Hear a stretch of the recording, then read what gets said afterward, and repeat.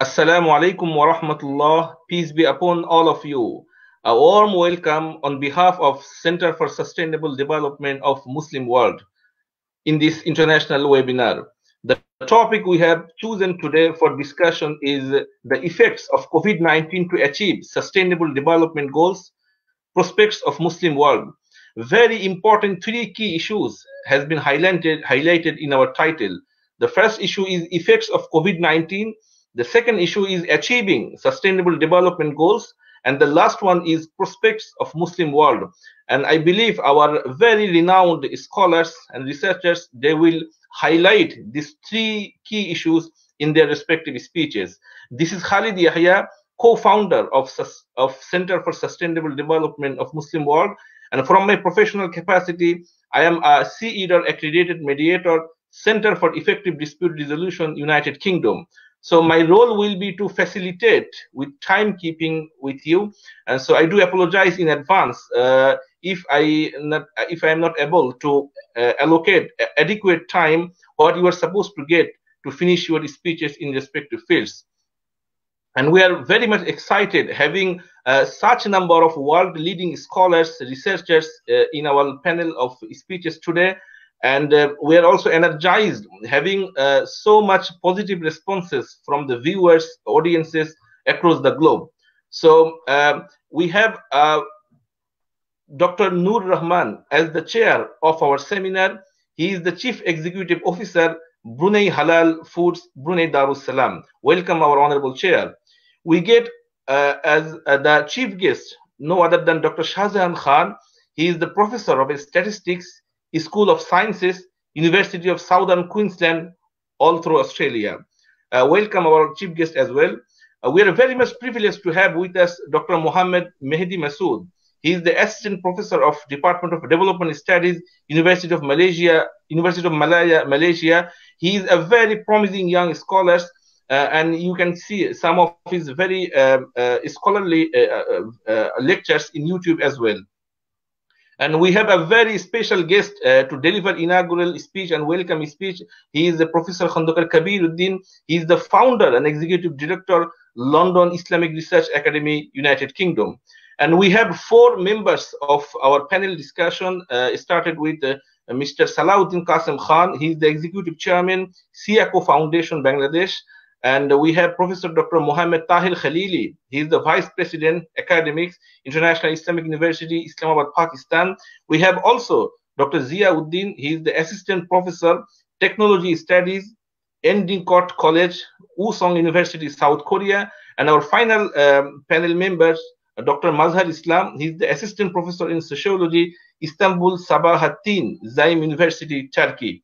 So welcome all of our guests to join with us by responding our very humble and kind invitation. And at the same time, I also extend thanks to our viewers who are watching us from different parts of the globe. So without further ado, at this point of time, I would like to invite to deliver inaugural address and welcome speech, Professor Kabiruddin.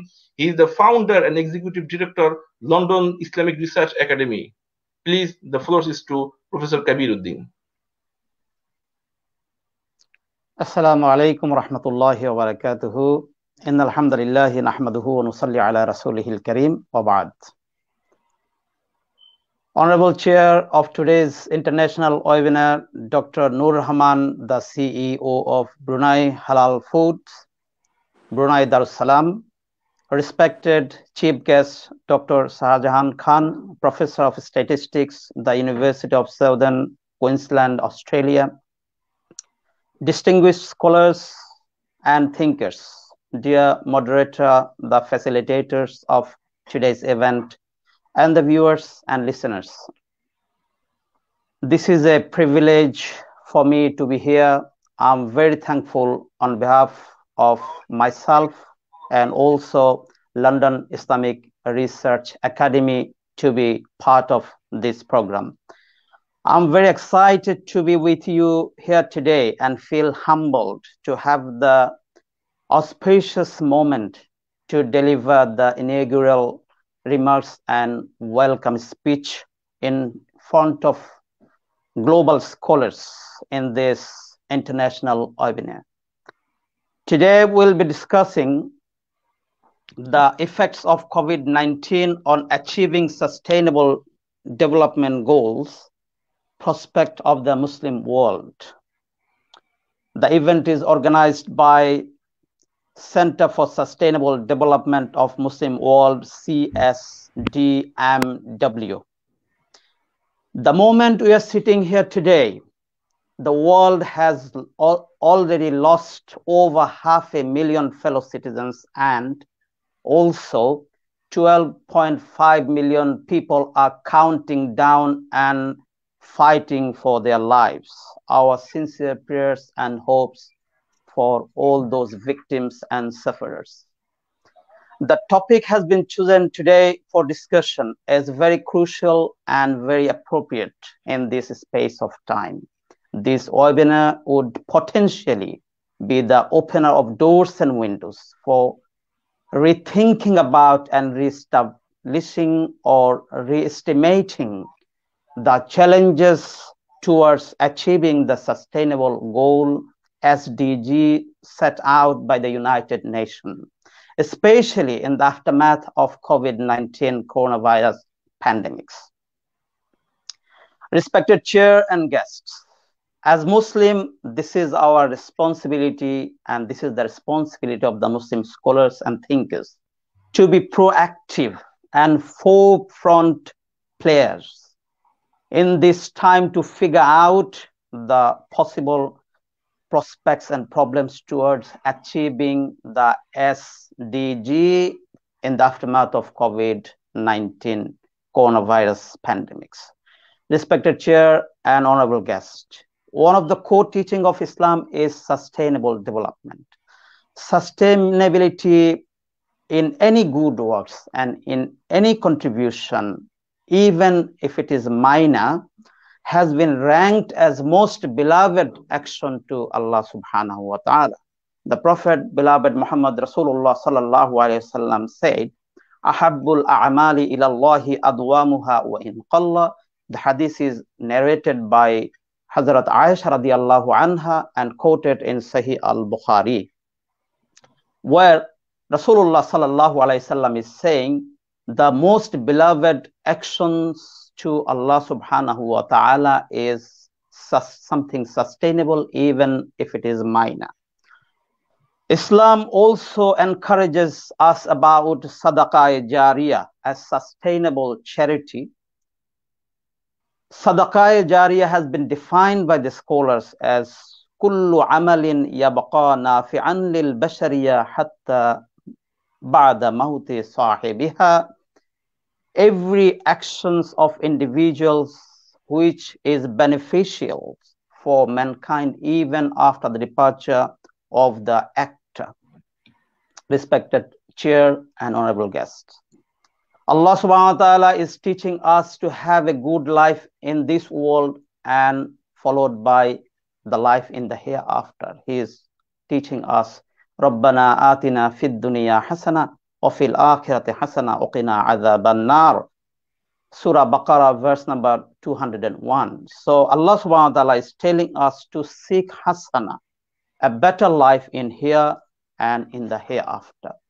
Respected chair, honorable guests, it will surely not be an over expectation to the Muslim scholars and the leader of the Muslim world to expect a leading role and position in offering a plan for sustainable development for the whole mankind after having all encouragement and instructions from Quran and Sunnah. But unfortunately, we could not demonstrate such strength in the near past except in the time of Rasulullah sallallahu alaihi wasallam and his beloved and blessed companions, and sometimes even after that in the history of Islam. However, I'm optimistic today's discussion and this kind of discussion and discourses will resurrect the sense of responsibility and will make a positive contribution for the Ummah. Mr. Chair and honorable guest, without your sacrifices, we would not be having such a beautiful, lovely day and moment. I sincerely request your full and humble presence throughout the event and wise contribution for the Ummah. May Allah subhanahu wa ta'ala reward us all. Thanking you once again. I want to conclude my welcome and opening remarks. Wassalamu alaikum wa rahmatullahi wa barakatuh.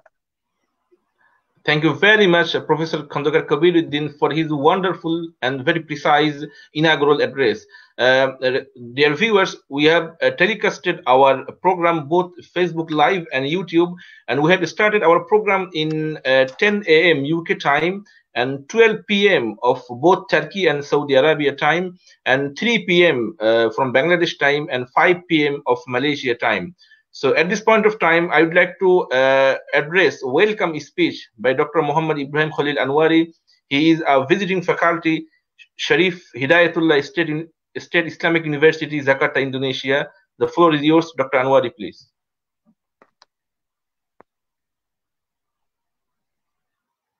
Please unmute your microphone. Alhamdulillahi Rabbil Alameen, wassalatu wassalamu ala rasulih al-ameen wa ala alihi wa sahbihi ajma'in. Thank you so much, dear moderator. All praises goes to Allah subhanahu wa ta'ala, who has given us an unique opportunity to be here. We are going to start, or it's already started. We are in international online conference on the effects of COVID-19 to achieve sustainable development goals, prospects of Muslim world. I warmly welcome all distinguished honorable guests. We have got Dr. Mehedi Masud from University of Malaya, and our chair, Dr. Nur Rahman, and chief guest going to be Dr. Shahjahan Khan and some other world-renowned scholars is present here. Among them, one of the scholar, Salahuddin Kashim Khan, is the executive chairman, Siako Foundation, Bangladesh, and Professor Muhammad Tahir Khalili from Pakistan, Dr. Jia Uddin from South Korea, and Dr. Mazhar Islam, Assistant Professor of Sociology, Istanbul, from Turkey. So I warmly welcome all the guests, all the audience from home and abroad to our international webinar.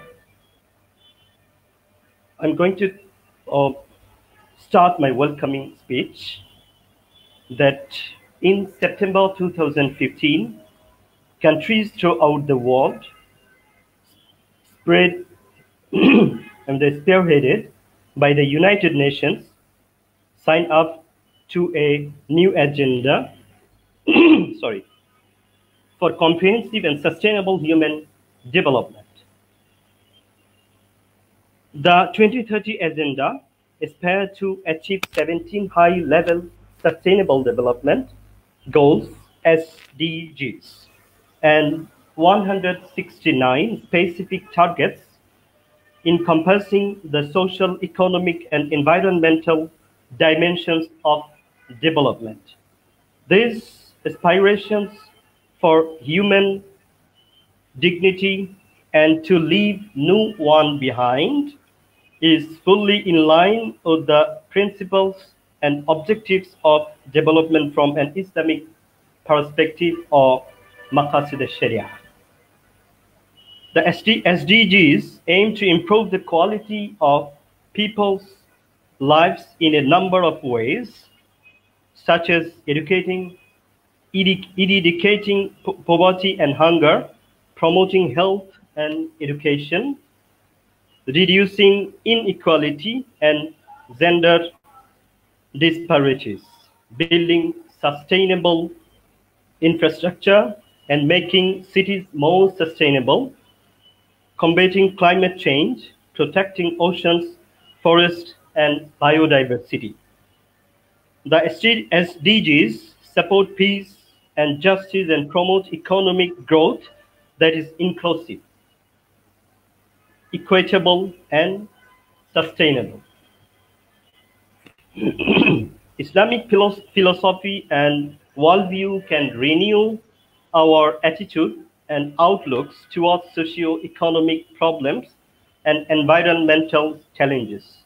Islamic socio-financial institutions like zakat and waqf can contribute towards scaling up efforts in commercially non-viable but socio-vital projects and programs. There is much potential for Islamic finance to promote sustainable economic development through such approaches as widening access to finance, including microfinance, financing infrastructure projects, and expanding the reach of takaful or Islamic insurance. I'm going to conclude by saying MDGs entered into force in 2000 and SDGs in 2016 under UNDP to be achieved for sustainable development in the world. Islamic law has prescribed principles 1400 years ago in Holy Quran and Sunnah of Prophet sallallahu alaihi wasallam, dealing with number 1, protection of life, intellect, progeny, and wealth. Number 2, promotion of justice, peace, prosperity, education, healthcare, women's rights. Number 3, elimination of discrimination, poverty, hunger, and injustice. Islamic law is a complete code of life, providing guidelines in every aspect of life, comprehensively defined in Holy Quran, such as protection of religion, protection of life, protection of intellect, protection of progeny, protection of wealth, etc. When we look at SDGs and compare them with objective of Islamic law, one can understand that what SDGs demand, comprehensively described and demanded for 1400 years ago in Holy Quran and Sunnah, and practically conforced by Muhammad sallallahu alaihi wasallam. Dr. Anwar, please make a bit shorter, please. Yeah. All right. Thank you so much. Thank you so much. It's my last line. And the world, and as a Muslim, we believe for betterment, and especially we believe in hereafter. That's all. Thank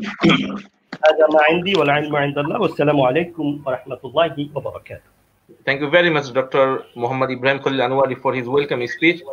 Without further ado, now I would like to invite Dr. Mohammad Mehdi Masud.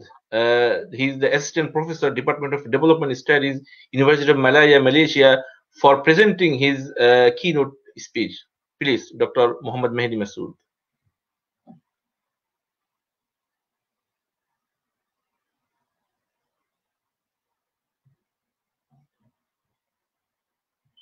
Please turn on your mic, please. Yeah. Please unmute Dr. Masud. Yeah. Thank you, please. Assalamu alaikum wa rahmatullahi wa barakatuh. First and foremost, I would like to express my sincere thanks to the organizing committee, Honorable Chair, Dr. Nur Rahman, then Honorable Chief Guest, Dr. Shahjahan Khan, Honorable Moderator, and to all respected discussants. I'm very pleased and honored to be with you today. I'm going to talk about the effects of COVID-19 to achieve Sustainable Development Goals, Prospects of Muslim Worlds. I just want to share with you that I'm not going to discuss a scientific paper. It is all about general overview of the impact of COVID-19 on sustainable development and a way forward. One planet, one home, one chance. It is our choice what we do with it. So we all are agreed to make the world a better place. As time flies and 2030 draws near, many questions come to our minds, such as how much have we achieved so far? Are we on the right track to achieve sustainable development goals by 2030? Is our national development plan consistent with our aspiration? Have we developed a viable plan to accomplish the sustainable development goals by 2030? And many more questions. Out of the blue, while many nations are progressing well on their sustainable development agenda, COVID-19 has pounced at the same time. Needs no explanation that we are all going through a tumultuous period. COVID-19 has had an unprecedented impact on all dimensions of sustainable development. That means beside health, our economy, our society, our humanity, lives, livelihoods, education, domestic violence, religious practices, everything is jeopardized. Therefore, ongoing COVID-19 pandemic compels us to rethink, redesign, revisit, relook, and make strides in order to achieve sustainable development goals by 2030. Certainly, this pandemic has exposed the crisis in global health systems. And while this seriously jeopardizes the prospect for achieving SDG 3 by 2030, it also has far-reaching effects on all other sustainable development goals.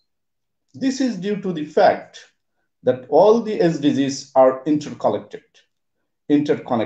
For example, access to clean water, Sustainable Development Goals, which is prerequisite of Sustainable Development Goal 11. Because for being able to hand wash frequently, living in substandard, unhygienic, and overcrowded conditions such as slums. So this is Sustainable Development Goal 11, which is prerequisite for Sustainable Development Goal 3. Because this increases the risk of exposure to the virus and pre-existing health conditions, such as non-communicable diseases. So we'll not be able to achieve Sustainable Development Goal 3, which will lead to exacerbated disease outcomes. So indeed, the loss of life is painful, but the effects on the world economy and the sustainable development prospects are also of concern. The IMF estimates that our world has entered a recession, and although the full economic impact of the crisis is difficult to predict, preliminary estimates place it at $2 trillion. Global GDP is expected to contract sharply in 2020. Estimated range is from 3.2% to 5.2%, potentially the largest contraction in economic activity since the Great Depression and far worse than the 2008 and 2009 global financial crisis. Recent statistics indicate a contraction in the GDP of countries around the world, with Singapore experiencing a contraction of 10.6%, China 6.8%, France 6%, Italy 5%, Norway 1.9%, and South Korea 1.4% as a result of the COVID-19 pandemic. This is due to the fact that pharmaceutical industry, solar energy sector, information and electronics industry, aviation industry, etc. are severely affected by this pandemic. Tourism sector is currently one of the most affected sectors. 50 million jobs in the global travel and tourism sector may be at risk. the tourism industry in Vietnam is expected to lose up to $7.7 billion in the first quarter of the year.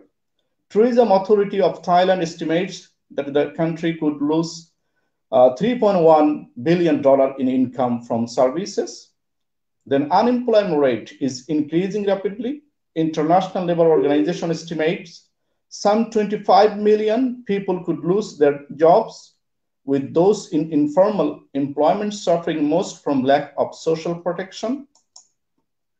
Then more importantly, in many parts of the world, the pandemic and its effects are exacerbated by the crisis in achieving clean water and sanitation target, which is SDG 6, then weak economic growth and the absence of decent work, which is SDG 8, then pervasive inequalities, which is SDG 10, and above all, entrenched poverty, which is Sustainable Development Goal, and food insecurity, Sustainable Development Goal 2.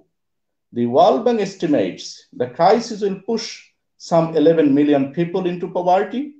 In 2020 alone, estimates that around 35 to 60 million could be pushed into extreme poverty, reversing the declining global trend of the last 20 plus years. Some 1.6 billion people working in the informal sector, including the gig economy, are estimated to be at risk of losing their livelihoods, and many lack access to any form of social protection. In addition, 10 million of the world's children could be faced acute malnutrition. The number of people facing acute food insecurity could almost double relative to 2019, rising to 265 million. Education sector is severely affected, accounting for the inability to access the internet for remote learning. This could result in out-of-school rates in primary education not seen since the mid-1980s.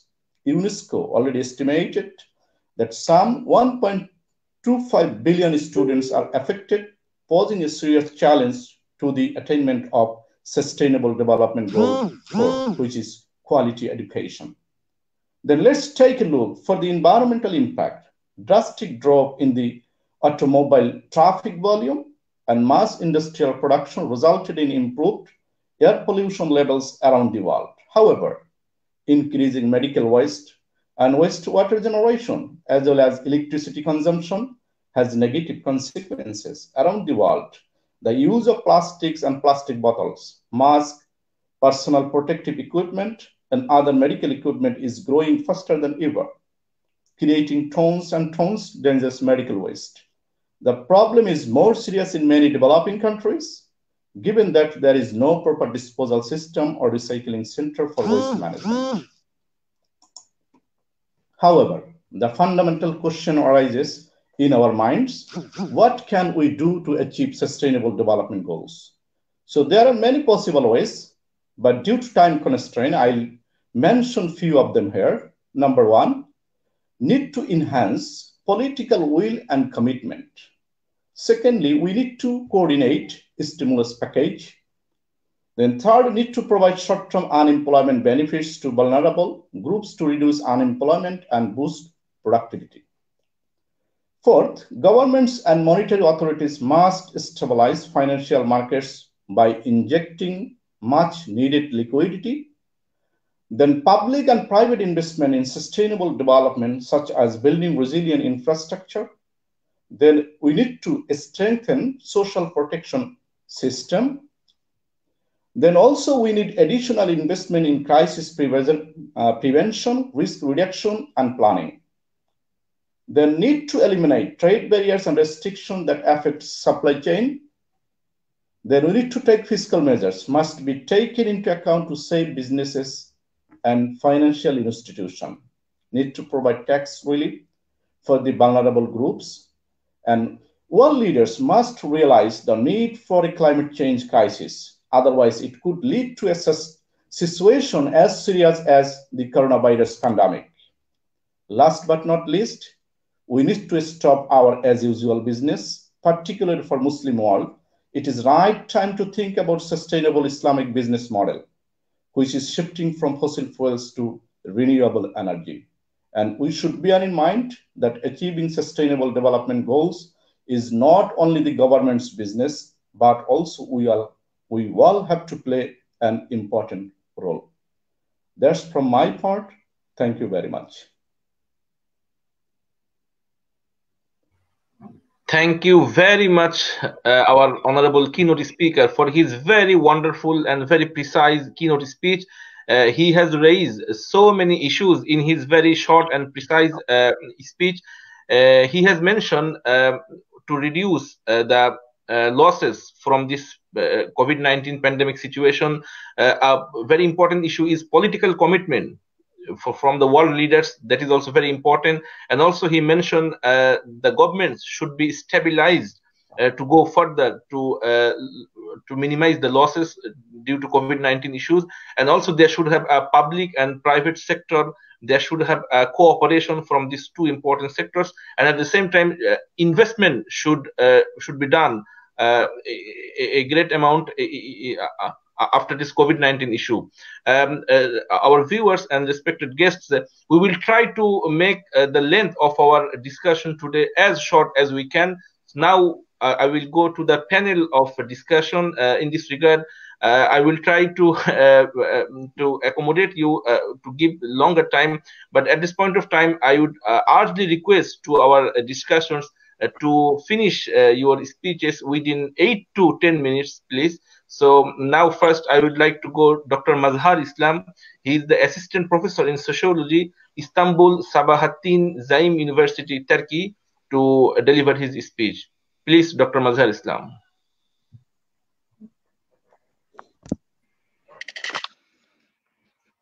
Assalamu alaikum. Honorable guests and keynote speaker, president of this session. This is Mazhar. I'm from Bangladesh. I got my honors and masters in sociology from Sylhet Shahjahan University of Science and Technology, and then I came to Turkey with Turkish government scholarship for my PhD, and I got my PhD from Turkey. So I've been working in Turkish University for the last 3 years as an assistant professor. Yeah, my specialization is climate change, and on which I wrote my PhD dissertation. So today I'm going to discuss how the COVID-19 is disturbing achieving sustainable development goals from the perspective of climate change. I mean, from the perspective of environment.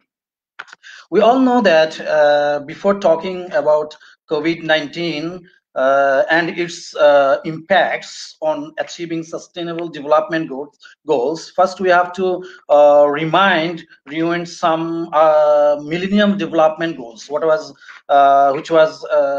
Which is saying that all countries have to achieve those Millennium Development Goals by 2015, and there are 8 Millennium Development Goals. That by keeping cooperation with these 8 Millennium Development Goals, later 17 Sustainable Development Goals were developed, and in each both of these goals, I mean in Sustainable Development Goals and in Millennium Development Goals, climate is a very important factor.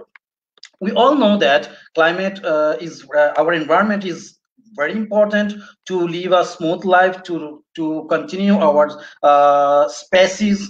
We all know that if we are the human beings who are the most responsible, according to researchers, human beings are the most responsible for destroying the immediate environment. So during this COVID-19, what we saw that people started using less transportation. People started keeping themselves in the home environment. People started to consume less. And as a result, what we see, people are, because I live in Istanbul, I talk to many people living in Istanbul. You know, Istanbul is a big city, metropole.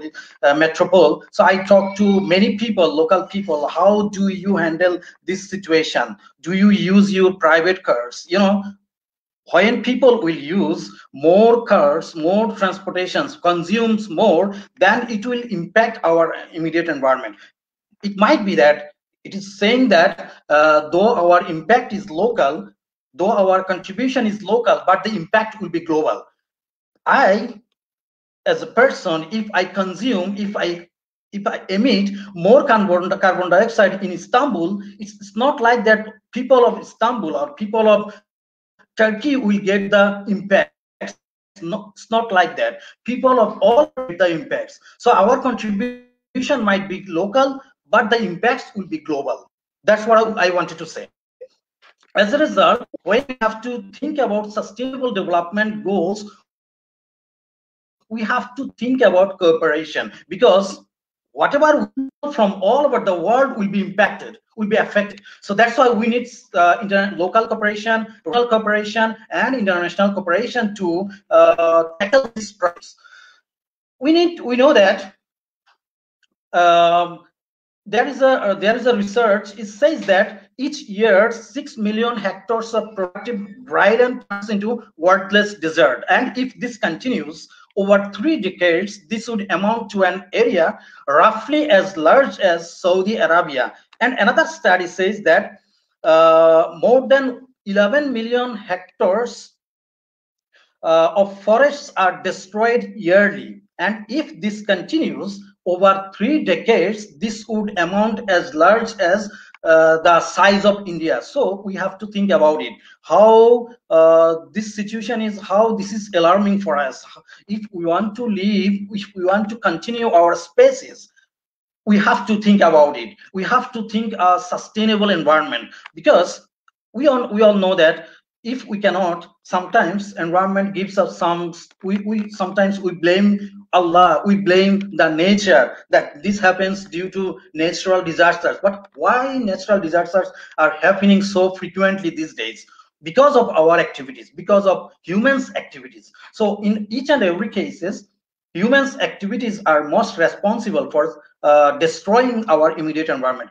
This COVID-19 has 2 sides of impacts on our environment, because this environment is one of the factors to achieve sustainable development goals. So COVID-19 has 2 sides of impacts on environment. One is positive and the other one is negative. The positive one is that people are using less transport, people are using consuming less, people are production is less, because many industries are closed.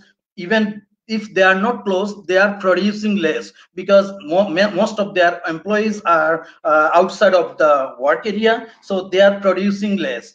So as a result, we are emitting less carbon dioxide into the atmosphere. This is a good symptom for the environment. You know what I mean? So in the other side, it is expected that the researchers, the development organizers, the development experts, they are saying that if COVID-19 situation continues, many people will lose their job.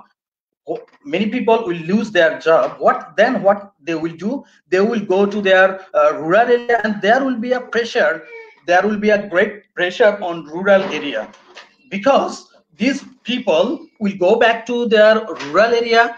They will start exploiting.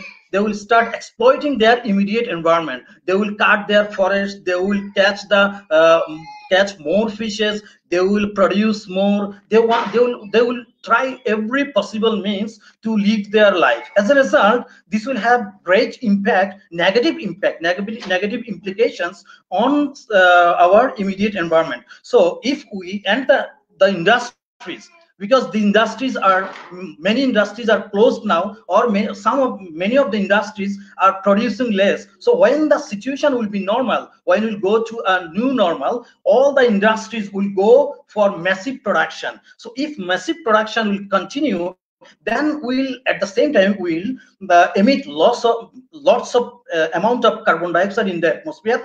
As a result, the atmosphere will be exploited, will be polluted again, so which will have impact on our human species, on the greenhouse gas effect, and on the agricultural production, which will raise the temperature, global temperature, which will have impact on sea level rising, and that would be very dangerous for the low-lying countries like Bangladesh. You know, Bangladesh is a low-lying country which has 20% or 23% coastal area. So these coastal areas may go underwater. So this would be an alarming situation for countries like ours, like Bangladesh, Maldives.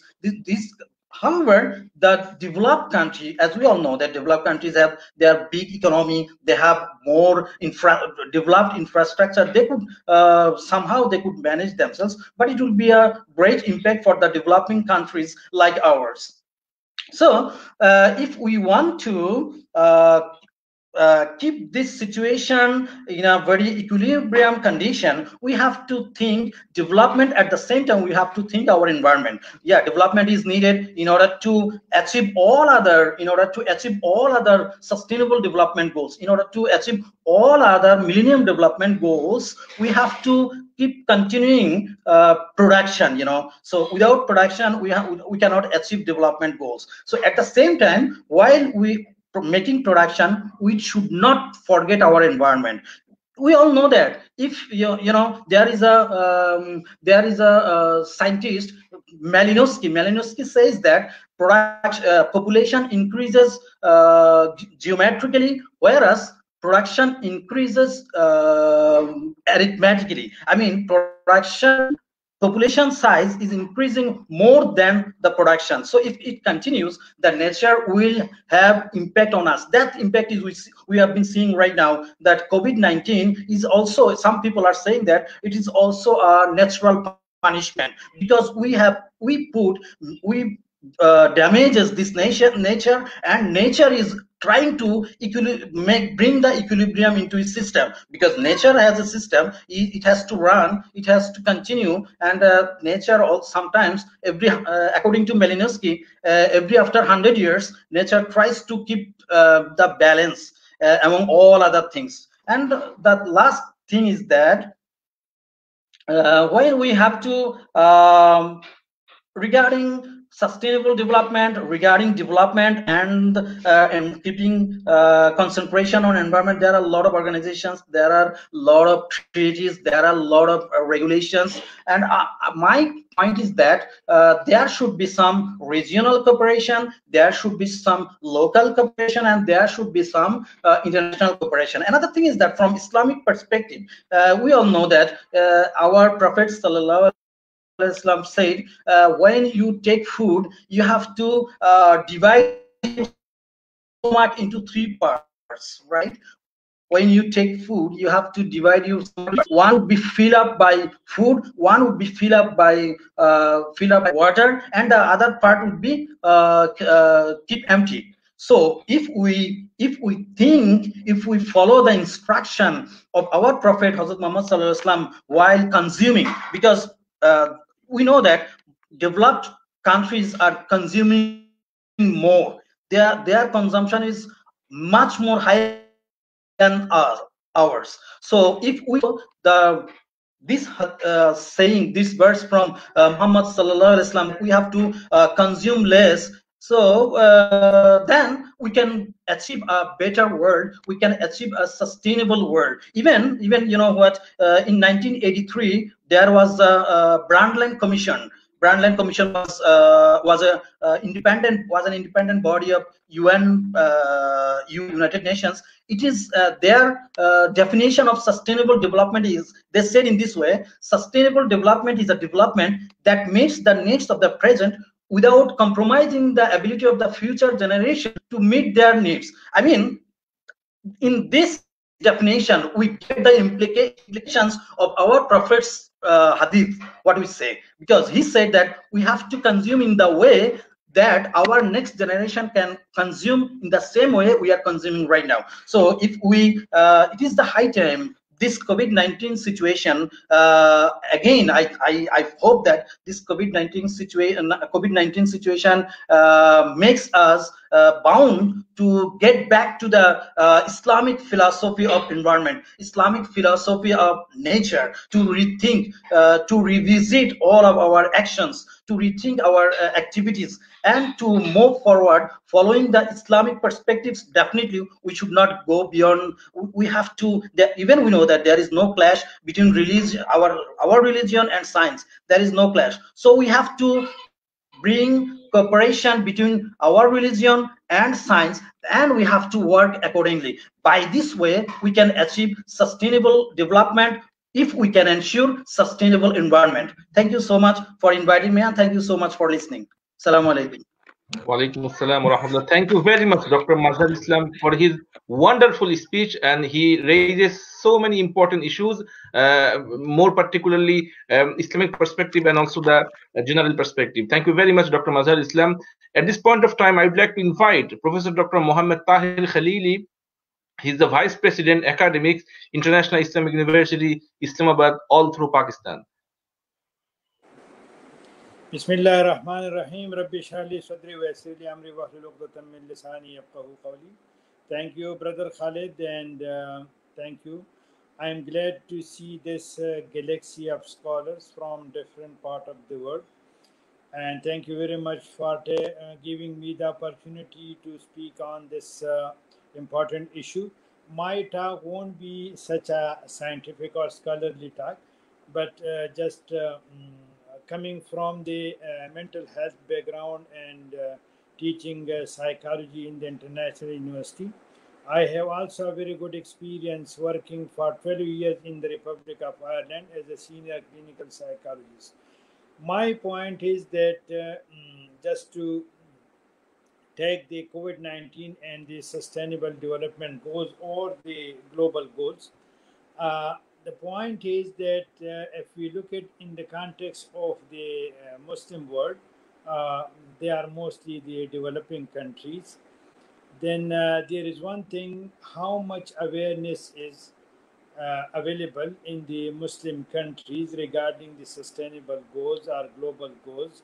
Even now, I'm not talking about the common people, but even at the policy level, the policy makers, how much they are aware of this these goals. Don't take me wrong, I'm not critical, but we have to be realistic how much we can get benefits of the sustainable goals. Those who developed or designed these goals, did they consult the people from the Muslim world, or how many experts from the Muslim world they contributed, they have a say to develop these goals? Because if there is no contribution from the Muslim world, then it means that if you look at on the ground, because whenever you are applying something which is coming from abroad or from some foreign countries, then you need to indigenize that in that very culture according to the needs and requirements of that culture. Then first my point would be how much we can raise the awareness among our society, particularly at the policy level, to achieve these goals. Second is the promotion of the social sciences. What I experienced during this COVID-19 time, and I did a research, inshallah, it will be published very soon from a reputed journal, and then I will share with you. We noticed that when we got this pandemic and the people were upset, the people were perplexed, there was no cure, no treatment, and even the vaccine weren't available. The only thing which were available, that was the behavior modification, how we can change our lifestyle, our behavior, and that is the area of social sciences, or particularly psychology and sociology, how we can bring changes in the people mindset, how we can bring changes in the people lifestyle, how they can modify their lifestyle to prevent from the hazards or from this pandemic themselves. That was the only way to prevent yourself from this deadly disease. My point is that in the developing country, particularly in the Muslim world, the development of social sciences is lacking. We don't focus on the social sciences, how we can develop this area, because mostly this goes against the policy makers if we develop the social sciences. And if you don't have a developed social sciences, you can look at the history. Those countries, they were very much robust and strongest in the other area of development, like the infrastructure or physical development. But when they were weak in the social sciences, then they didn't sustain, and they divided in many countries. There are plenty of examples exist even in the recent past. My point would be that any developmental goals or any things coming from abroad that we could analyze and we can make it according to our own needs and cultural beliefs. If we don't bring changes in our belief system, in our mindset, we cannot implement that. I worked for 12 years in the Republic of Ireland. I was a psychologist and a psychotherapist. And then I found that the thing which we bring from abroad, that is very good for that very culture. I don't deny that is based on the human experiences. They work very hard. But if you could bring this to your own culture, you either need to modify that according to your needs or indigenously adopt these things. For instance, we have this one of our guest speaker. He mentioned we have a system of the Islamic economics and how we can integrate that with the sustainable goals. That is the sadaqat and zakat and the welfare of the society. Mostly the developed world, their programs are based on cost benefits, and they're usually looking the profit and the money making and how the money should be spent and how in return the money should be gained. But the Islamic perspective of welfare, that is to help the human being, not in terms of to get something back in kinds like in money, but you have, this is the responsibility of every Muslim to help the people without any financial gain or any other benefits. But that is just for the Allah subhanahu wa ta'ala to help the people to make the environment clean and sustainable, to provide clean water, to have a clean environment. How we can make this literature on these ideas and rhetorically the prevalence of these ideas are available in our society, but practically if we could look at, we don't have any such institutions that can provide these things in a practical way. Then the Muslim world particularly need to have some institutionalized culture that they can institutionalize all these things and can easily provide for the welfare of the people. Like suppose the health sector is mostly ignored in the Muslim world. How we can develop this sector, because we have seen in this COVID-19. But apart from that, you can see the other diseases, even the normal, the routine diseases, which are prevailing in our society in the Muslim world, but we are helpless to treat them or to provide some basics prophylactic care or treatment to prevent their disease. Then my point is that we should take all these things from the developed countries, because their policy is different. That is depends upon their budget and their financial status. They have gone through all these things which we are now. We are still facing the same problem which they have 100 years or 200 years ago. Then how we can modify? We can go. We cannot go alone from the word. We have to go with the word. We have to be consistent with the word policies. We are try ourselves, but still we need how we can and how much we can modify these, and we can make it in according to our culture within our limited resources.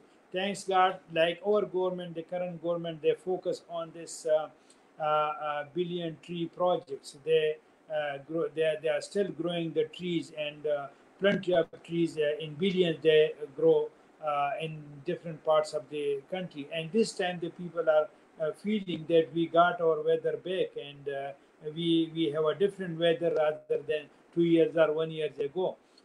This is the only simple example from this. We need the social development. We need to promote the social sciences, to develop the social sciences, to bring changes in the attitude and belief system of the people. And we need to change the mindset. If we cannot change the mindset, if we cannot change the attitude, even if we bring technologies, even if we have a very developed infrastructure, but that won't work. Then my point will be, being a social scientist, working in this area that we need to promote the social sciences. Second, in the developing countries, if you look at the sustainable goal development, there is one is with the mental health related. We have plenty of drug addicts. Even in Pakistan, we have 7 million drug addicts in this country. And if you look at the other developing countries, they have many drug addicts in their countries. We have many mental health issues. This issues is totally ignored, and there is no health without mental health. This is established fact. We have to recognize this thing. Then we have to focus on the people mental health as well, because physical health is essential. That is also that is also necessary that we have the health facility, but we also in the Muslim world need to have a mental health facility grounded in human rights perspective, because sometimes we violate the human rights. We don't respect the individual with the mental health. We have attached social stigma to the individual who are suffering from mental health, even minor mental health. Then we need to bring these changes in our attitude and in our policies. We need to develop the social sciences, particularly the behavioral sciences, to bring changes in our behavior. Then we can get benefits of these social development goals. I think from my side, this, and once again, I'm thankful to all of you to listen to me, and I share my ideas. Thank you very much. Thank you very much, Professor Dr. Mohammad Tahir Khalili, for his very beautiful speech, which covered so many issues, and definitely our viewers will be highly benefited by his raised points. Finally, I want to go to the last member of our panel. He is no other Mr. Salahuddin Qasim Khan. He is the Executive Chairman, Siaku Foundation, Bangladesh. Please, Mohammad Salahuddin Qasim Khan.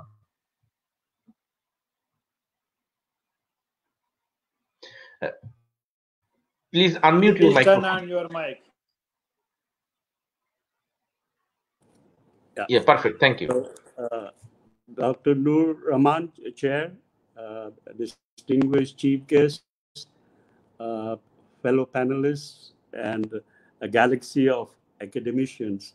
I'm giving you a different perspective. I'm from the private sector, a former president of the Bangladesh Employees Federation.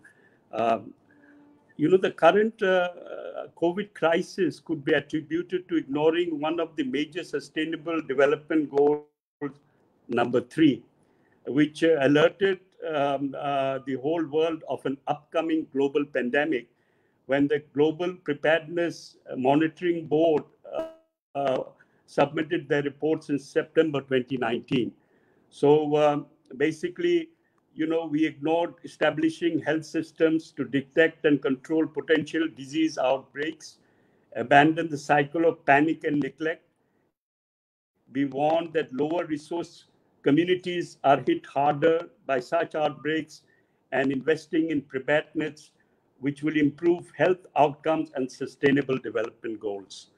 So from that perspective, and I would like to bring the perspective from the OIC, by a report from CESRIC Ankara by July 2nd, 879,000 cases have been recorded in 56 OIC countries, of which there have been 22,000 deaths.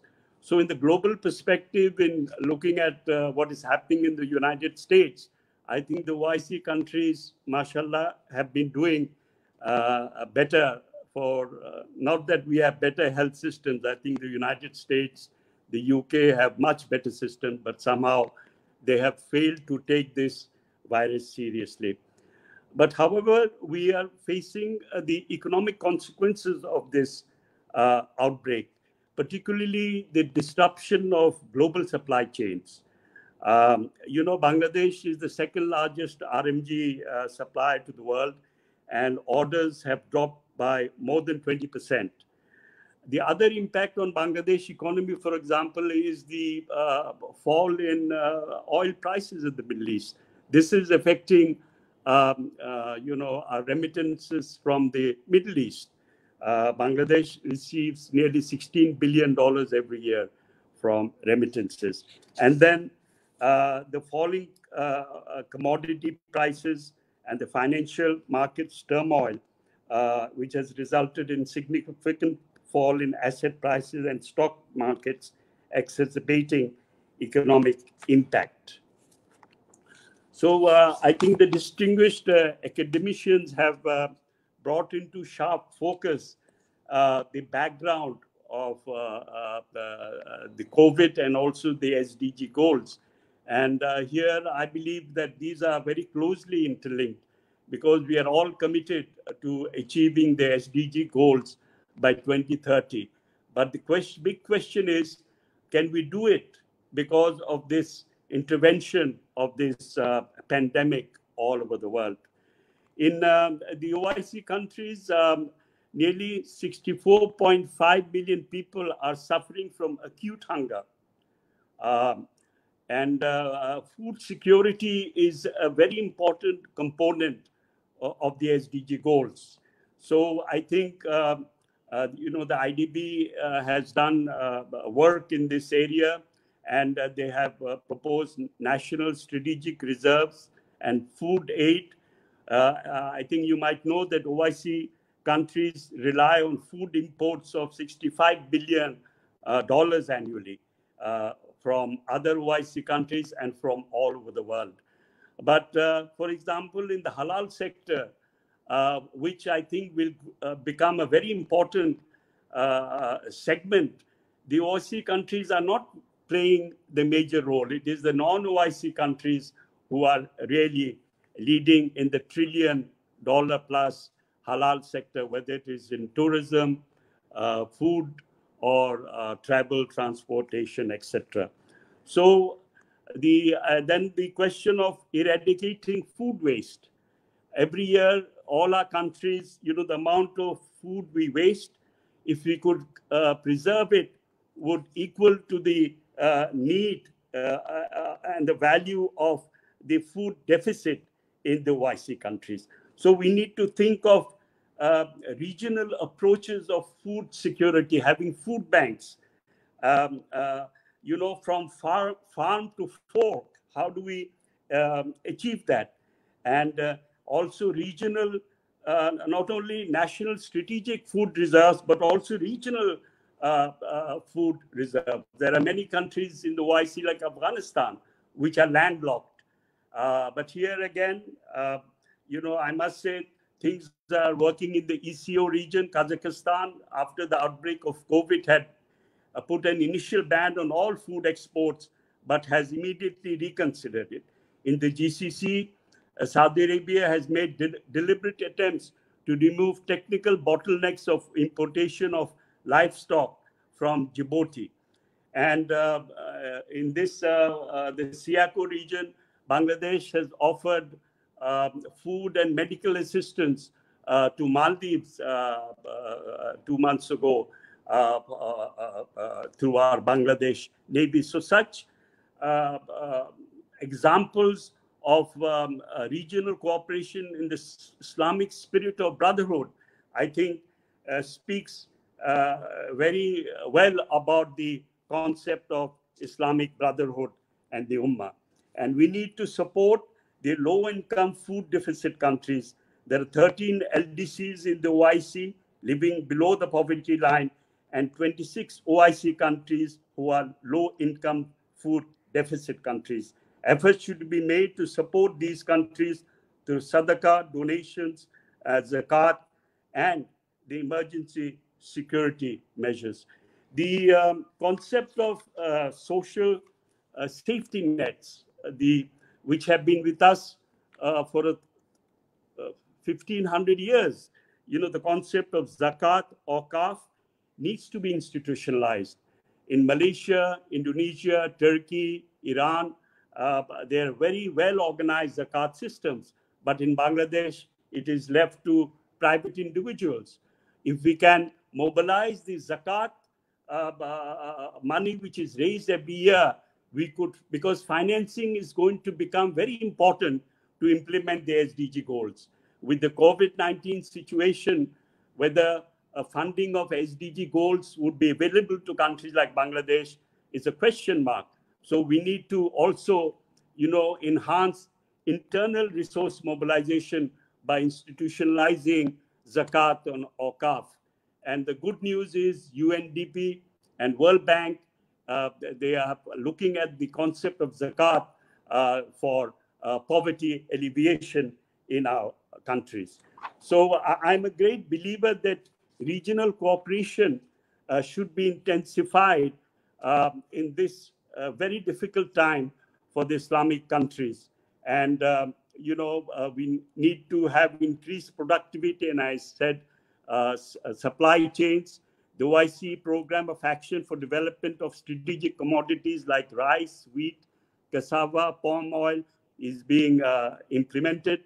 And there is a framework of action for food trade and investment. There should be free trade for agricultural food items between the Islamic world. We have signed preferential trade or OIC preferential trade system. We need to implement it and make it operational in this COVID situation. Then the concept of South-South triangular cooperation is very important, so that we can, add value to our agricultural products. For example, like Malaysia is doing in Sierra Leone in the palm oil sector, and Bangladesh has also done very well in the rice growing of rice, which can be shared regionally and within the Islamic world. The idea of debt relief for the less, developed OIC countries need to be very seriously considered, both by the multilateral financial institutions, but also the Islamic financial institutions like IDB, who have given loan to other member states. So I think debt relief needs to be looked at very seriously. And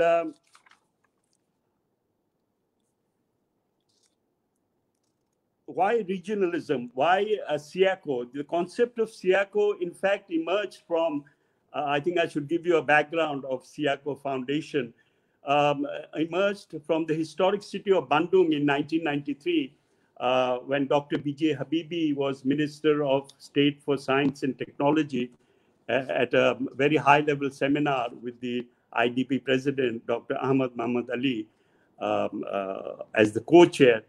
And Dr.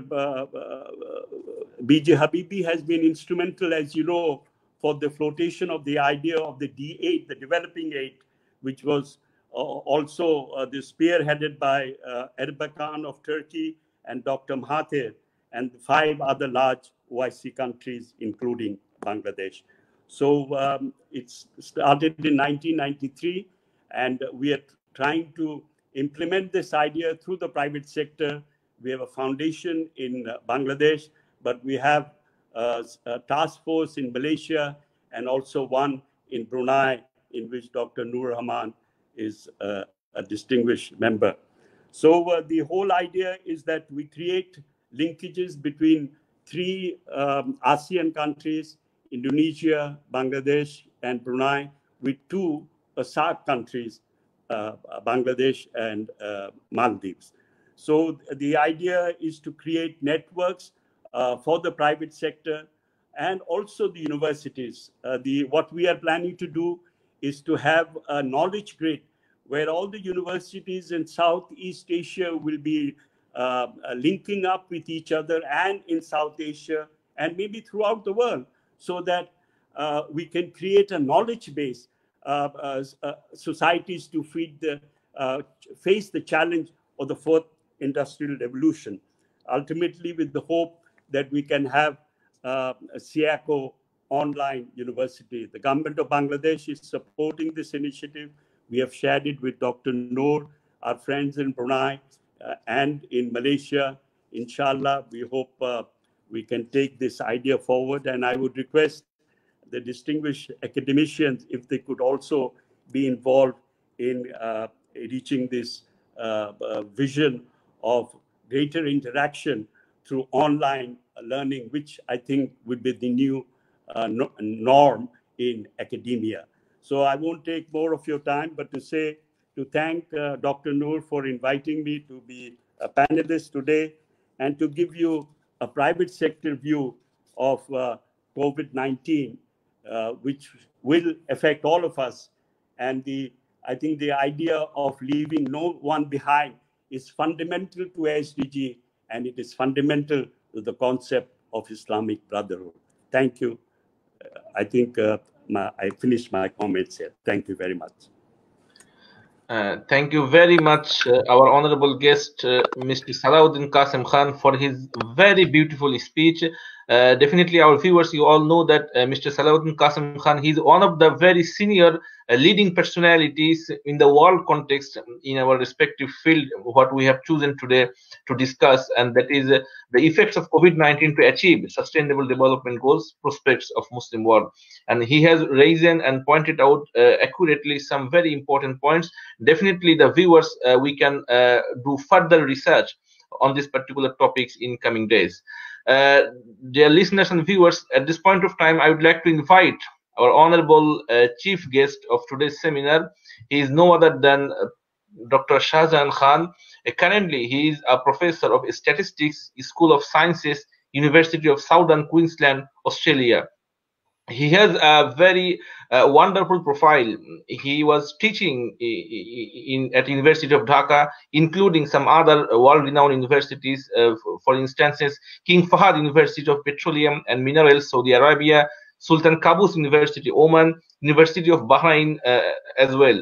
And at the same time, he already published over 170 research papers and presented 15 workshops, 25 keynote addresses, and over 50 invited talks in scholarly gatherings. Wonderful achievement he already achieved, mashallah. He also supervised 12 PhD and 3 MPhil students. He has authored 2 study books on distribution theory and statistical influence, published by University of Southern Queensland. And no other that he is also a elected expatriate fellow of Bangladesh Academy of Sciences since 2013. He has also so many things to address, but without further ado, I would like to invite at this point of time Professor Dr. Shahjahan Khan to deliver his chief guest speech, please. أعوذ بالله من الشيطان الرجيم بسم الله الرحمن الرحيم نحمده ونصلي على رسوله الكريم السلام عليكم ورحمة الله وبركاته. All praise to Allah subhanahu wa ta'ala, and peace and blessings to Muhammad sallallahu alaihi wasallam, all the prophets and all the believers. Now it is an honor to be here in this scholarly gathering, and I just wanted to share my screen if I can share it so I can show you what I'm going to say. Yes, please. Just trying to do that. There you go. Can you see the screen or? Not yet. Share screen. Share. What do you share screen? Okay, let me see if shares. And I never used this system. I used to. Okay, no problem. We used to Zoom and yes, Skype and so on. So let me see. Share audio. Why is not working? Yes. Does it work? Share screen. There is an option of sharing screen, but yeah, it's working now. Yes, perfect. Yeah, perfect. You see my slide? Yes, exactly. Yes, please. I'm sorry. Thanks for your patience.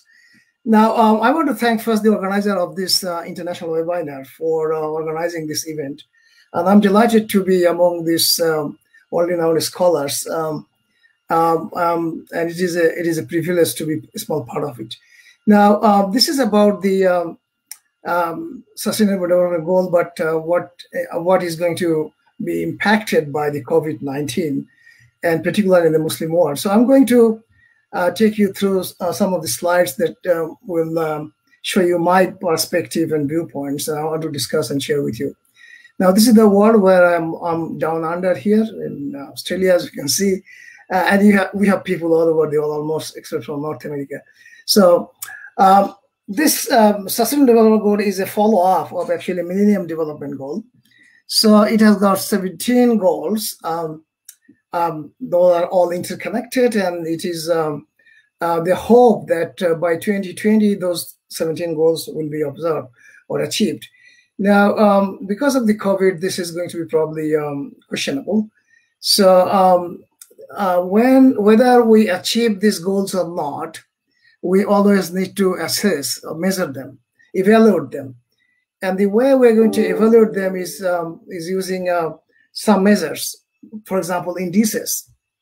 And I'll share some of my understanding on that bit later. But talking about the COVID-19, it is a challenge, and nobody knew this is coming. Although Mr. Fauci, he said that he knew 3-4 years ago something will happen. But if they knew, why didn't they prepare? That's what Mr. Salahuddin Khan mentioned about the preparedness. If they knew there was something coming, but they were not prepared. So that's not acceptable at a pandemic at this level. Now, this has changed the whole world. Even Mexico closed border with the United States when it was supposed to be the other way around. So it has exposed the humanity to such a level that never been experienced in generations, that human being is so vulnerable and so helpless in the face of a small, tiny virus, which cannot be seen without a microscope. It has put in tremendous stress on the health system.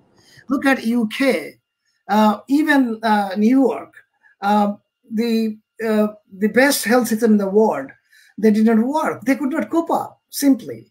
So it went so far so that the report that they publish, the number of infected cases is become so unreliable that people have hardly any belief and truth in it. So that if you go to developing countries, even worse. They have certain fixed number, and every day they will put in number in from that range of numbers. It doesn't reflect the fact. So there's another challenge, that whether the truth that we should be speaking of is a casualty due to this pandemic. I also think that this attitude of economy is the wrong attitude, because in Islam, saving life is number one maqasid of Sharia, and also as human being, saving life come first. So economy come after saving life. If there's no people, who is going to worship?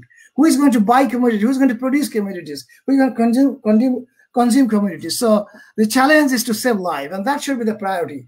And Islam has taught clearly to how to face this kind of pandemic, and Muslim and non-Muslim alike during this pandemic is practicing Sharia. Actually, I wrote a couple of articles on this as well. The idea of quarantine came from the famous hadith of Rasulullah Sallallahu Alaihi Wasallam that don't get in or out from the pandemic area. And also, we are taught about hygiene from day one we become Muslim, and cleanliness every day 5 times we have to wash ourselves. So the whole world is now doing sanitization and cleanliness and so on and so forth. They are practicing Sharia, they like it or not. And their nightclubs are closed, their bars are closed, so they are away from the evil things that they will be engaging in. And even this week in Sydney, there was an outbreak of COVID from a bar. So that's a dangerous place to go. So one thing reminds me of another hadith of Muhammad Sallallahu Alaihi Wasallam, that there is no disease without a treatment. That actually encouraged and drove generations of Muslim doctors and health specialists to look for cure for every disease. And no wonder that the Muslim established hospitals, the modern style hospitals, 500 years before Europe has any modern style hospitals. The impact of this pandemic is going to be universal. It's not going to be limited to any individual or a country or region. Everyone and every sector is going to be impacted. Some of them are making money, some of them are losing money, but losing money is much higher than making money. And I think as human being, not just as Muslim, we should take a break and think our priorities. Should we be running after money? How much money we need? Should we be running after materialism? How much matter we need? Or we should be thinking about humanity. We should be turning back to what a human being should be like. And that's the challenge that I'm going to talk about a bit later.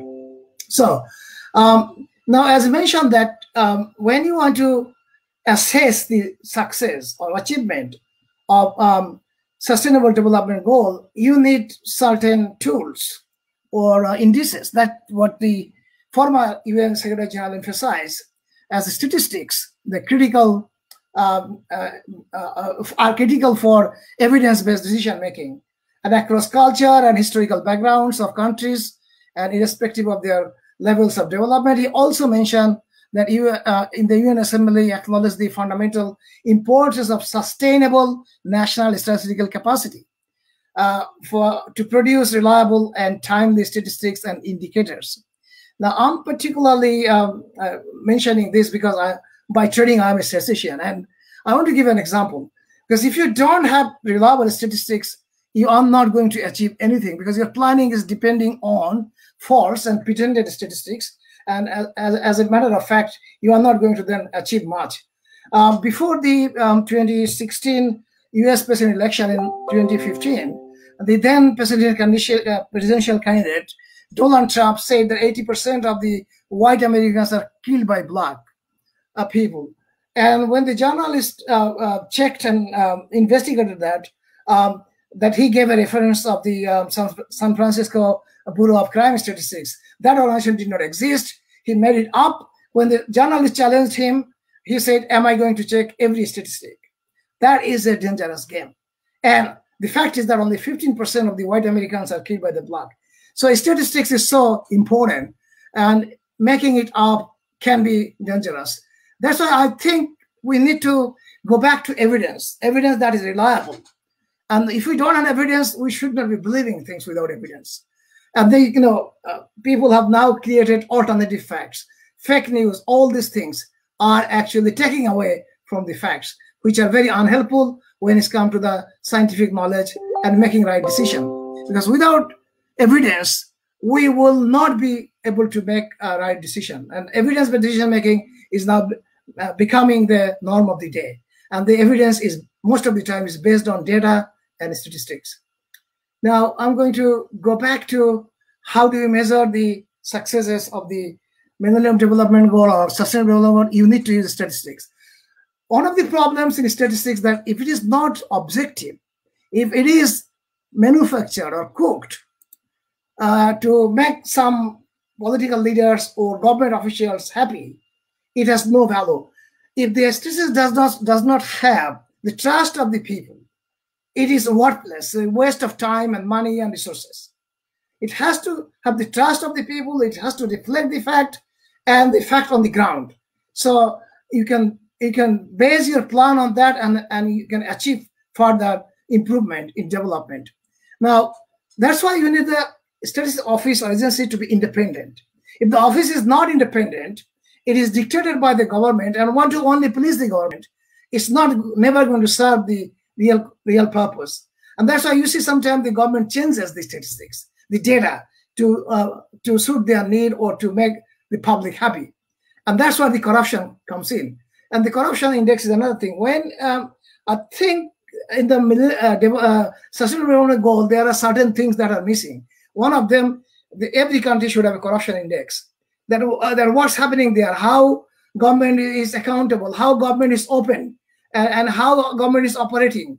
Because if there are corruptions, money goes to only few people, and the country has a very high per capita income, it doesn't help the poor.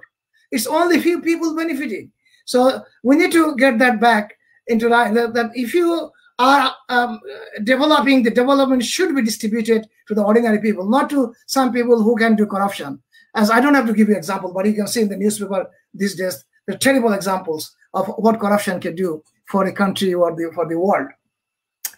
And when we think that we are going to develop sustainable develop or millennium develop, things are all normal. Are things normal? That's the big question I want to ask. Under occupation, what do you think? How Palestine and Kashmir is going to achieve anything? Or Iraq and Syria and Rohingyas? Give them normal life first. And then they will be able to be part of the global community. they can contribute themselves. You can help them make their life developed.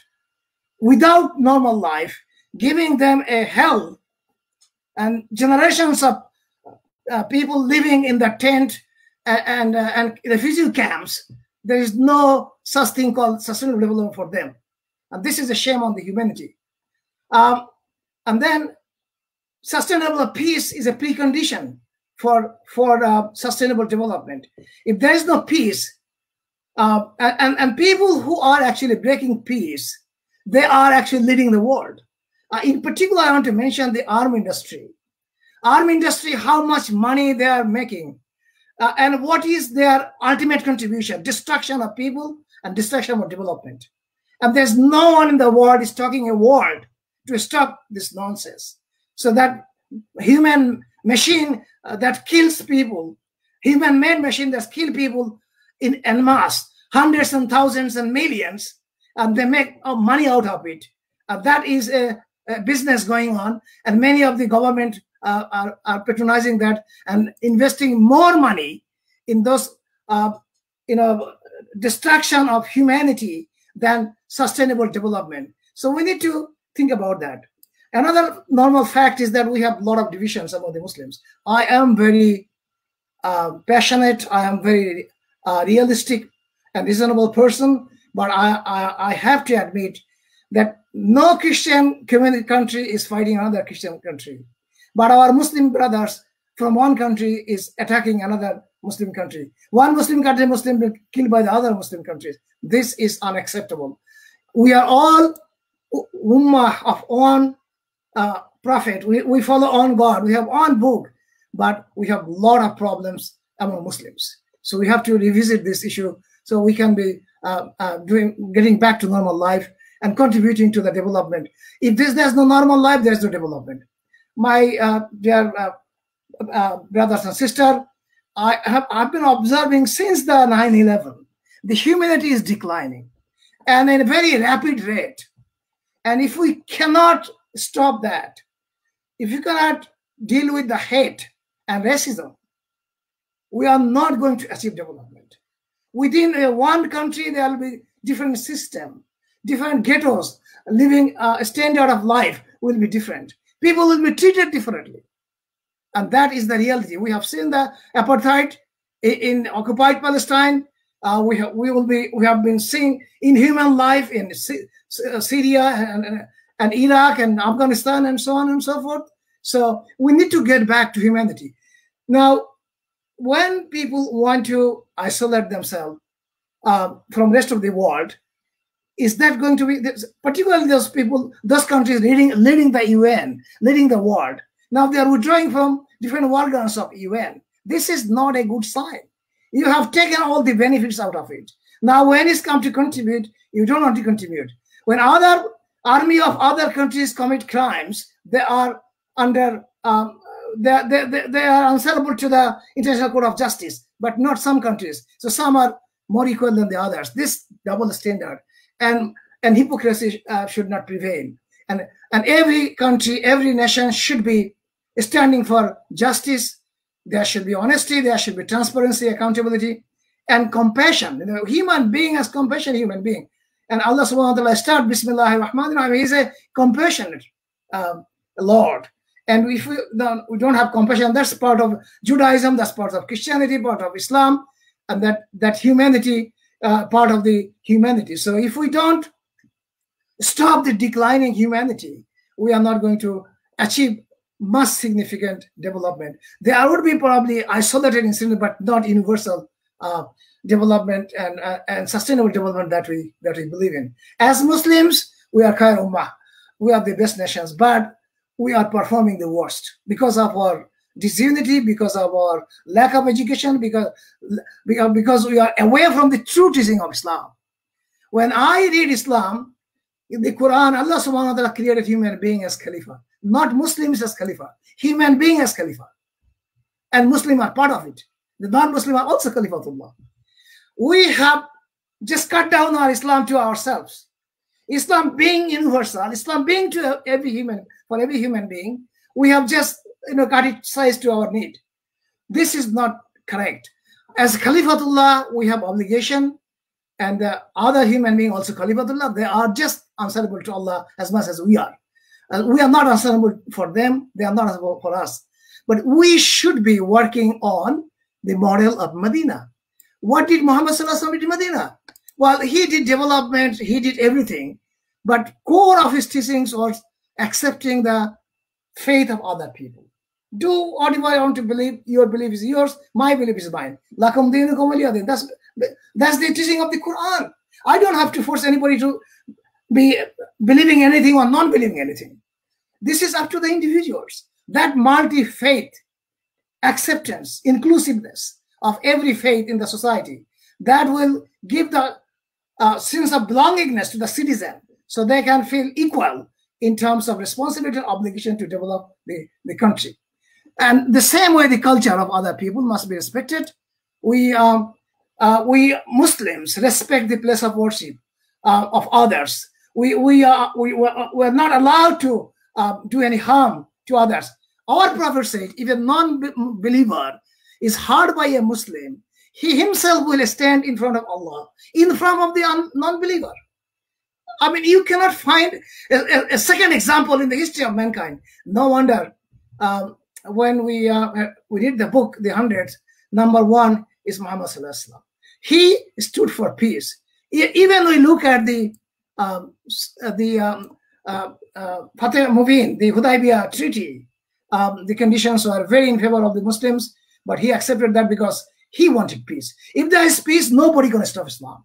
And we Muslims should understand that. We should not be fighting ourselves. We should be promoting peace. And for that, if we need to take the back step, strategically, we should be considering that.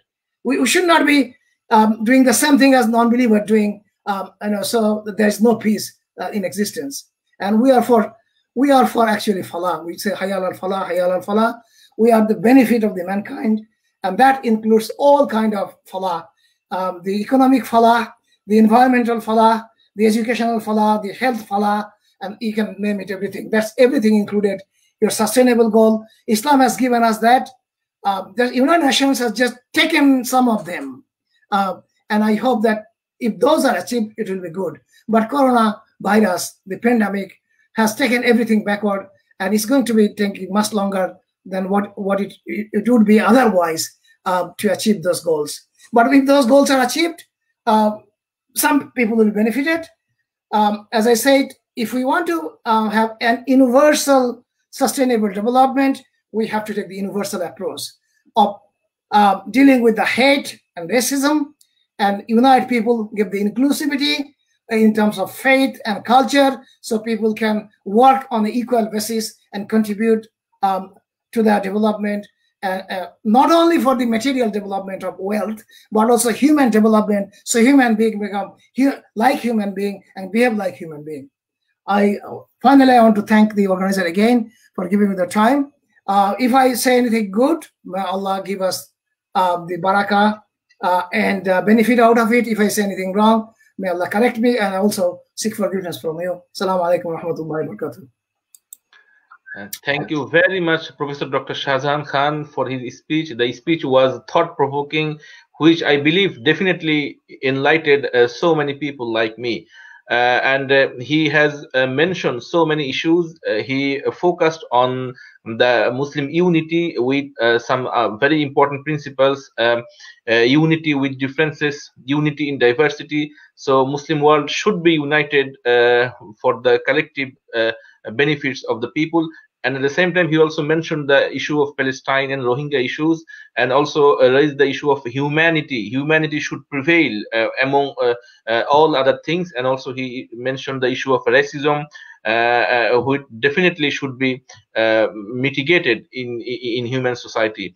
So we are at the very end part of our session. Thank you very much again, all our speakers, for their very thought-provoking and very beautiful speeches. Finally, now I want to go to the chair of our seminar. He is Dr. Noor Rahman, Chief Executive Officer, Brunei Halal Foods, Brunei Darussalam. Please, the floor to Dr. Noor Rahman.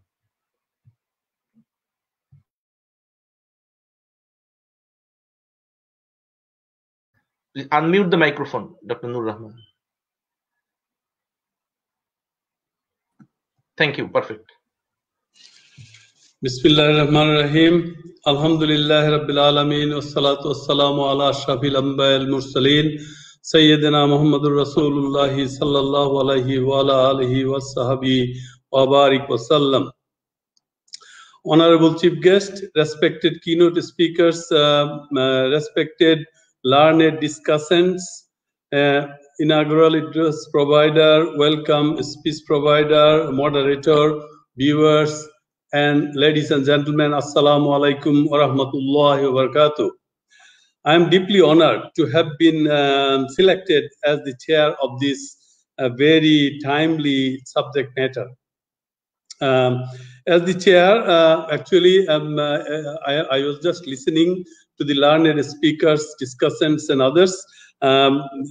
We have spent nearly 2 hours. So, but as the chair, I need to just quickly summarize and thank you all. First of all, thank you all for your very well thought speeches. And I am pretty sure we and the Muslim Ummah and the other countries and people will be benefited from your thoughtful speeches.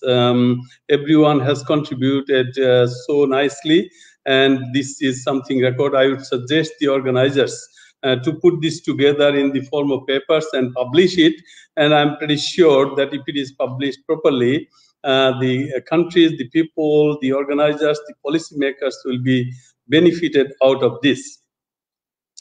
We went through highlighting very salient points and issues and challenges on the Sustainable Development Goal. Keynote speaker Dr. Mehedi Hassan very precisely spoken about the effect of economy and contraction of economy, while it is yet to determine the extent of the total loss and total contraction of the economy, but up until now, only now, it is about $2 trillion losses of economy because of this COVID-19 crisis. So obviously impact on tourism, loss of unemployment, increasing poverty, and some of them are extreme poverty and also malnutrition is going to increase significantly. Dr. Mazhar Islam highlighted about the environmental impact. This is a very important subject, how the environment can impact on the Sustainable Development Goal, and the COVID has created the environment and the new normal that we are going to face. Are we ready for it? Professor Mohammad Khalili highlighted a very nice point about the changes of people's belief mindset. This is a very important point. We can talk about all these things day and night, but actually, is it going through the ears of the policy makers? Is it going through the right people? Are they changing their mind? And we have seen there are people, even general public, educated people, learned people, they are not following the guidelines of the COVID-19 and impacting. It has been 6 months. If we use some countries, for example, New Zealand, for Brunei itself, I am in Brunei, Alhamdulillah, the country for the last 2 months, there is no new cases. Similarly, New Zealand and many other countries have been able to, by doing only following the guidelines of health. Actually, this is the guideline from the Hadith. Prophet Muhammad ﷺ is 1400 years ago clearly stated, but we actually, Muslims, do not actually value the teachings of Islam. Our teachings are taken by the other religions. Our teachings are taken by the other religions, and they are taking the credits. But we should be taking the credits for the teachings, how this has been. And the dua, the Allahumma inni a'udhu min al-barasi wal jununi wal juzami wa min sayyi al-askam. So these are the already done 1400 years ago. So, but we could not take the credit, neither we followed. So it's important. So changing the mindset, he said, is important. And Mr. Muhammad Salahuddin Qasim Khan is a very learned person and also as a very good organizer, and from the private perspective, he is one of the biggest business person and entrepreneur in Bangladesh, an internationally renowned entrepreneur. So he has raised very valid points in terms of ignoring the recommendation. It is not nothing new. There are Spanish flu. There are situations it happened in the past, and the policymaker, the world leaders, they do not listen. And recommendation was there, and they were not perhaps following it. So that's what is the point of talking about all this if the policymaker do not actually follow the recommendation of the scientists? And the big question is, can we actually achieve the 2030 target of sustainable development goal? So it's a big challenge, but yes, if we look at once again, go back to the teachings of Islam, we should be able to, and we definitely can.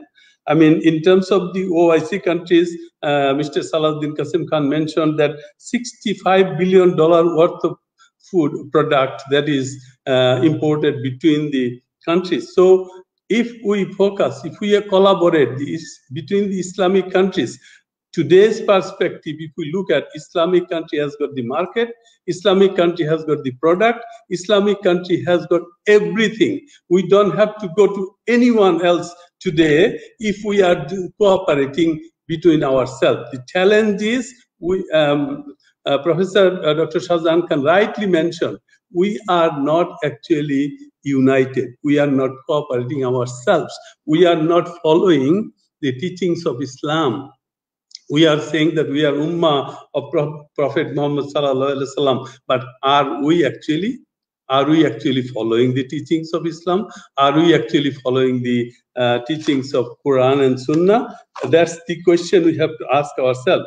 Waste of food. We are wasting tons and tons of food. Mr. Salahuddin Khan mentioned rightly. And in terms of food security, if just we take the waste food before they become waste and pack them and supply to the poor people, there should not be anyone hungry. There should not be anyone sleeping overnight without food. But we are not doing this. So low-income earners are not getting food. Zakats are not organized. People are buying saris and all this, and they are distributing. There is no organized way. Mr. Salahuddin Khan, Qasim Khan rightly mentioned.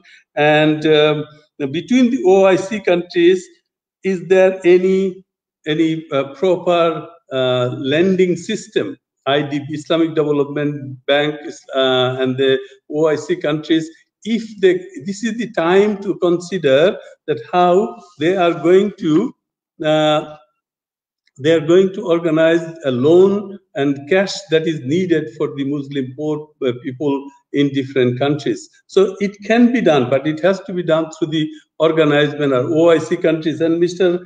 Salahuddin Qasim Khan has been working very hard behind the SIACO Foundation between these countries. And hopefully this will succeed. Inshallah, cooperation will increase. And Honorable Chief Guest, Professor Dr. Shahjahan Khan, nicely highlighted, summarized very precisely in terms of the health system is under stress, and this has changed the whole world. So once again, the Islamic teachings we are not following, and he has rightly mentioned that we are how many countries, Muslim countries, utilizing their arms on the other Muslim countries, how many millions, billions, or trillions of dollars they are purchasing arms, but are they paying the equal amount of zakah, 2.5%? Are they really? So this is not happening. So this is probably wake up call for these people. Hello, you are wasting your money, but you are not following just the hadith, the Sahih hadith, that if your neighbor sleeps, it doesn't matter it's a Muslim or non-Muslim, sleeps overnight hungry, no matter how much you are praying, your prayers will not be accepted. This neighbor means your neighboring country. This neighbor means your neighbor to your door. So what we are seeing now, every neighboring country is hitting another country and making the unarmed people, ordinary people, the poor, the children, the women, they are the victim of this wars and so forth. So to get the people into normal life, it's very important. I just want to cut short. I think I'm taking too much time, but in terms of the solutions, what is the way forward? I want to just highlight some points. Once again, taking from the note from our keynote speaker, political will and commitment is very important. Providing employment, public-private investment, social protection, elimination of trade barrier. These are very important points. And if we look at the solution from Islamic perspective, it's very important. As I mentioned, all we have to do is to provide zakah in the proper manner, that is in the way it is prescribed and advised through the Quran and Sunnah.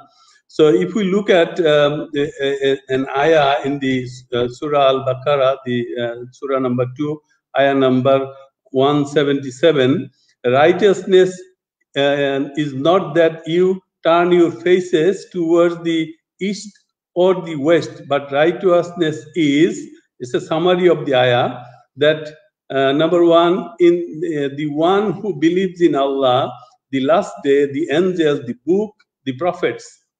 Then the ayah also says, and gives his wealth in spite of love for it to the relatives, to the orphans, to the needy, to the traveler, and those who ask for help, and freeing the slaves.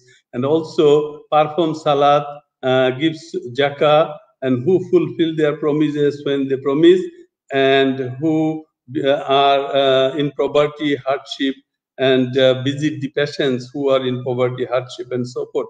This is a very powerful ayah, and it's clearly indicated. If we want to follow the teachings of Quran, we need to take the teachings from this ayah, that we need to pay zakah. And it was in the another ayah, it says, not when you have wealth, when you are poor, when you are wealthy, always you have to pay zakah. You have to pay. So it's the advice, the teachings of Quran. So inshallah, the way forward, I would suggest that if we follow the teachings of Quran and Sunnah, and it's a wake-up call for all the Muslim people around the Muslim countries, especially the political leaders, the policymakers, and all the organizations. I think we need to work together to achieve. And if we are together, we can not only eliminate poverty, not only achieve our SDG goals within 2030, we can give an example, show an example to the other non-Muslim ones. This is the way to show, so that the non-Muslim become Muslims. It's our responsibility to give this message from the Quran and Sunnah to the non-Muslims. By doing all these things, we can actually give this message. It's our inherent duty to give this message to the non-Muslims, so that they can come towards the righteous path, to the Quran and Sunnah. I think I have taken enough time. Wabillahi tawfiq wal hidayah. Wassalamu alaikum wa rahmatullahi wa barakatuh. And I want to thank again to the organizers for giving me the opportunity to become the chair of this auspicious. Thank you very much. Thank you very much, Dr. Noor Rahman, for his wonderful speech as the chair of this seminar. respected viewers, so many issues we have discussed today. Definitely the topic we have chosen, it requires 100 hours to discuss elaborately, but credit goes to our honorable speakers who made their speeches very short, very precise, and our target was to finish the seminar within 100 hours, but we have taken only 8 minutes extra, but definitely we could finish our target within time. So many issues have been raised in this seminar. The issue was sustainable development, that was defined is to meet the needs of present generation without affecting the ability of future generation, which was followed by Millennium Development Goals from 2000 to 2015. And SDGs has definitely 17 particular goals along with other 179 indicators, and all the issues that has been mentioned in these goals and indicators that were reflected clearly, categorically in our Islamic values. That is one of the things. And the second thing is our chair specifically mentioned the equality. Definitely we have know the system is equality before law. All the people of the world should be treated equally before the law and should get the equal protection before law, and these principles also get highlighted in our Islamic values. And also he mentioned categorically the unity of Muslim Ummah. In this perspective, we can say that Muslim majority countries must take it upon themselves to strengthen ties of mutual solidarity. That is very important, especially in this very particular period of time, by exchanging their internal public health expertise or personnel, equipment, and financial aid. And at the same time, we can take this COVID-19 pandemic situation as a wake-up call that our chair rightly mentioned, that can be a wake-up call to be united, all especially 57 YC member countries. And I also give thanks to all our honorable speakers to come and to share their opinions from their respective fields. And I do apologize for all sort of inconveniences, shortcomings from our side. And definitely we got some positive responses from our viewers. Inshallah, by the grace of Allah and by the support, by the cooperation of our respected guests, we would continue this sort of initiatives in coming days. With this note, I want to conclude this international webinar with giving a special thanks to our guests and to our viewers. Thank you very much once again. Assalamu alaikum wa rahmatullah. Wa alaikum assalam wa rahmatullah. Thank you. Thank you. Thank you. Thank you very much.